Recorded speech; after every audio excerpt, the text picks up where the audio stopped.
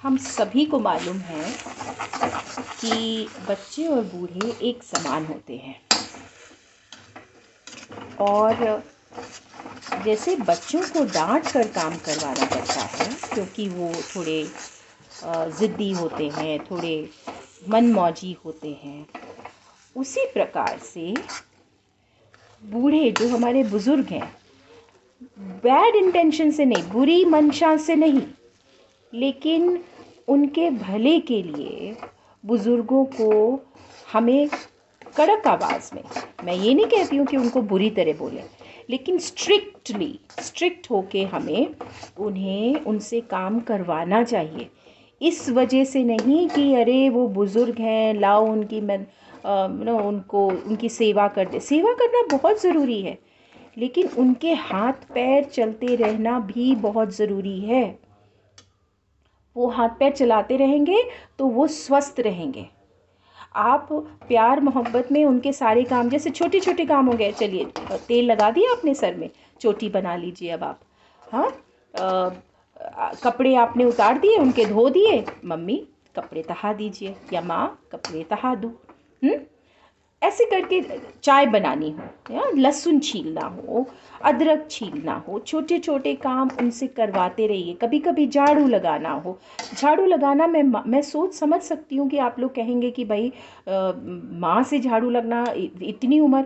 अरे बाबा, वो एक बहुत बड़ी एक्सरसाइज है, बहुत अच्छी एक्सरसाइज है। पूरे घर में नहीं तो एक छोटे से एरिया में झाड़ू लगवा लीजिए, पर काम करवाइए।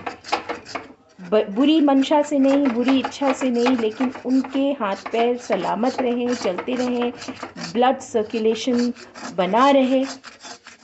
और मेरी बात को गलत दिशा में मत ले जाइएगा, मेरी बात को समझने की कोशिश करिए, क्योंकि मैं एक अच्छी बात कह रही हूँ। बुज़ुर्ग जो काम नहीं कर पा रहे हैं, जो बिल्कुल ही लाचार हैं, उनसे काम लेना गलत बात है। लेकिन अगर जो थोड़ा बहुत काम कर सकते हैं, उनसे काम करवाना मतलब उनको काम करने की इच्छा पैदा करवाना, धीरे धीरे छोटे छोटे काम करवाना उनके लिए बहुत लाभप्रद साबित होगा।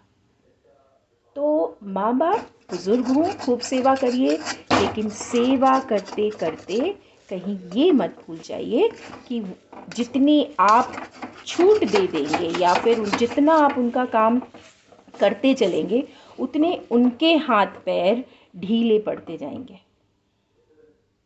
माँ बाप की सेवा सबसे बड़ी सेवा होती है। माँ बाप को अपनी शरण हम नहीं देते हैं, वो हमें अपनी शरण देते हैं, वो हमें ये मौका देते हैं कि हम अपना प्रारब्ध सुधारें उनकी सेवा करके। सेवा इज़ इम्पॉर्टेंट, सेवा करना बहुत ज़रूरी है। वो समय याद करिए जब माँ बाप हमें उंगली पकड़ के ले चलते थे, हमें शुशु पॉटी करवाते थे और हमें कपड़े पहनाते थे और हमसे छोटी छोटी बातें, प्रश्न पूछते थे। इतने प्रश्न हम उनसे पूछते थे, आज वो बार बार भूल जाते हैं तो हम चिड़चिड़ करने लगते हैं। ये सारी छोटी छोटी बातें हैं जो हमारा प्रारब्ध निर्धारित करती हैं। कर्मा अच्छा होना चाहिए। आप सभी को दिवाली की बहुत बहुत शुभकामनाएं। ये क्या बना रही हूँ?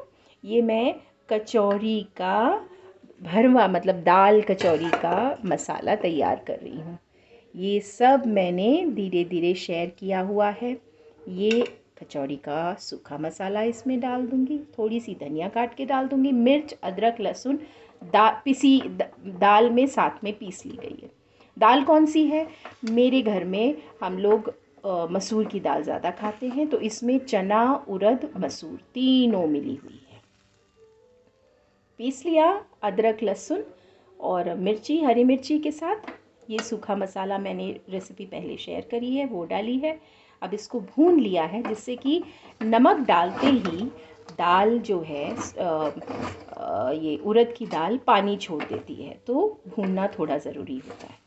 अब ये भुन गया है हल्का सा, अब इसको मैं निकाल लूँगी, धनिया की पत्ती डाल लूँगी और कचौड़ी में, पूड़ी की तरह कचौड़ी बनती है छोटी छोटी, उसमें भर कर इसको तैयार कर लूँगी। मेरा एक हाथ बिज़ी है फ़ोन में, तो मैं इसको फ़ोन बंद करती हूँ। आप सभी को एक बार फिर दिवाली की बहुत बहुत शुभकामनाएं। आपके घर में खुशहाली रहे, आपके घर में शांति रहे, कलह से दूर रहे आपका घर, और हेल्दी रहे सब लोग, प्यार मोहब्बत के साथ रहें, और खूब रुपया पैसा माँ लक्ष्मी आपके यहाँ बरसाए। Bye bye.